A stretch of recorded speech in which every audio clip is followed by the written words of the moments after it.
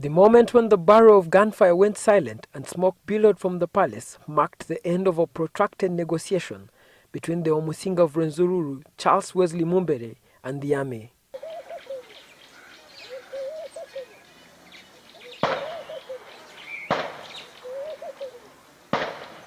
Gunshots had earlier on rang out at the palace when royal guards confronted the army in a siege that lasted about 2 hours.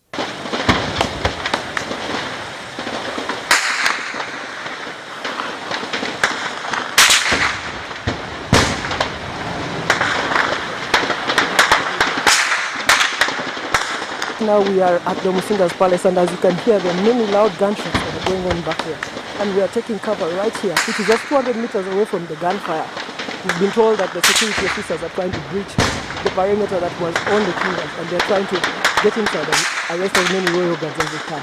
NTV has learned that Mumbere had been given an ultimatum of up to 9 a.m. to surrender his royal guards, a request he turned down.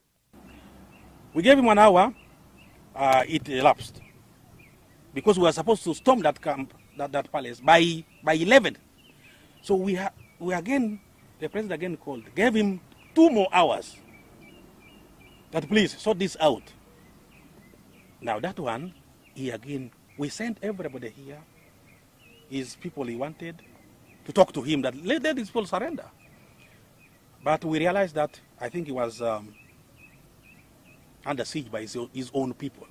These people he called these guards and so forth. So we had no option after that. We had to storm the palace and get these terrorists. And that is what we did.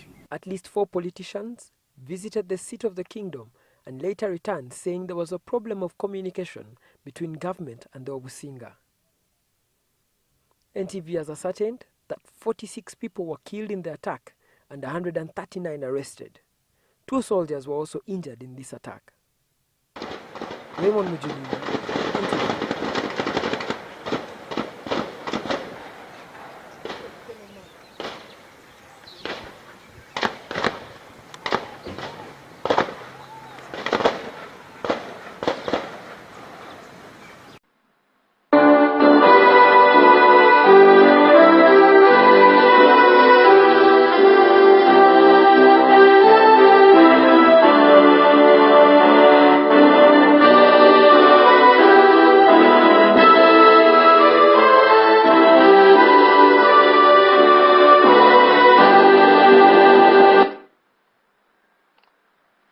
To the people of Uganda.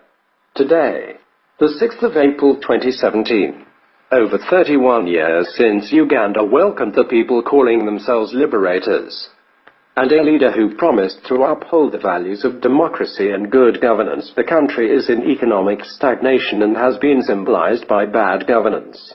On behalf of the suffering people of Uganda, and after almost a decade of social media activism and keeping my fellow citizens informed, I, TVO, decided to call for a people's revolution.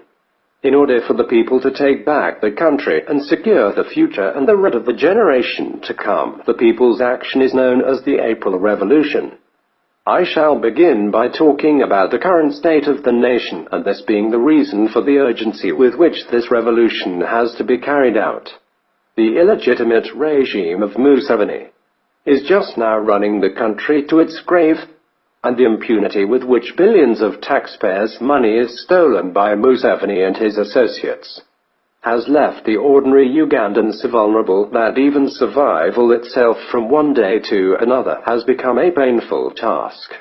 The delivery of social services has totally collapsed, and the people of Uganda now have such poor medical facilities that to die from simple curable illness like malaria has become a common phenomenon. If this happens to the millions of our people, millions are being stolen from state coffers to be used by Museveni and associates to seek treatment in hospitals in India, Dubai, South Africa and Western world.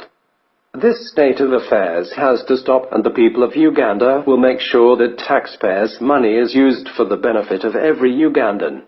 Police brutality and political persecution has become the order of the day. Museveni has formalized the denial of freedom of assembly, and he uses his security forces to kill and maim the people of Uganda. The recent massacres in western Uganda were carried out with utmost impunity, and as if to spit in the face of the people of Uganda, Museveni promoted his murderous security officers who killed hundreds of Ugandans.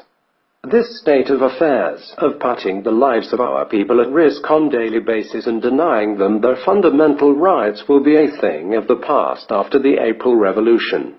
Corruption is another cancer that has characterized the Museveni illegitimate regime. Donor funds and money got from the sale of natural resources is openly stolen and shared by the associates of Museveni family. His schoolgirls dodge school due to the lack of sanitary pads, as civil servants go months without the salaries, and many other shortages of delivery of basic services by a leader who came to power claiming to drain the swamp of corruption, only to end up drowning in the same swamp. The people will end this misery through April Revolution, which will be a week-long series of protests, sit-downs, strikes, boycotts, etc., starting April 18th. Unemployment, especially of the youth, is estimated to be over 85%.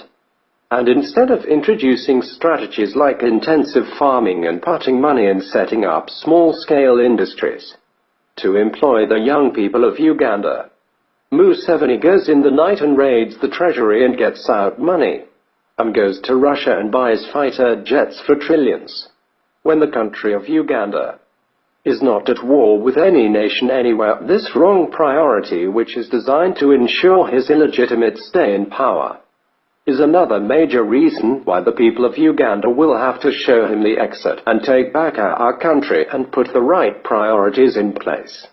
In the 21st century, the people of Uganda are now dying from starvation, and the regime continues to allocate itself additional budget.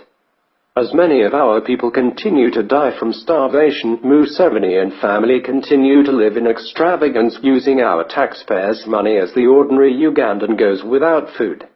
Last but not least, I would like to assure you, to the people of Uganda, that this revolution is the only way we shall save our very existence.